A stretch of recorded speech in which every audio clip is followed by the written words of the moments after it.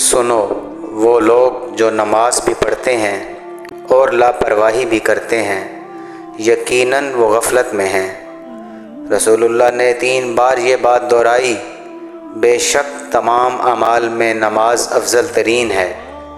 ایک اور مقام پر رسول اللہ نے فرمایا، ایسے شخص کے لیے اللہ کا پکا وعدہ ہے کہ وہ اس کو بخش دے گا۔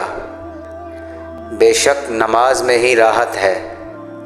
بلا شبہ غیب سے عطا کرنے کا ذریعہ نماز ہے۔ یقیناً اللہ کی طرف سے عطا کردہ انمول تحفہ نماز ہی ہے۔ وہ لوگ جو غیب پر ایمان لاتے ہیں اور نماز قائم کرتے ہیں، ان کے لیے بہت انعامات ہیں۔ بے شک اللہ نے حضرت ابراہیم اور حضرت اسماعیل سے وعدہ لیا کہ تم میرے گھر کو طواف کرنے والوں، اعتکاف کرنے والوں اور رکوع سجدہ کرنے والوں کے لیے پاک صاف رکھو۔ بلا شبہ نماز کی طرف اٹھایا گیا قدم خیر و برکت اور برائی کی طرف اٹھایا گیا قدم تباہی کا باعث ہے۔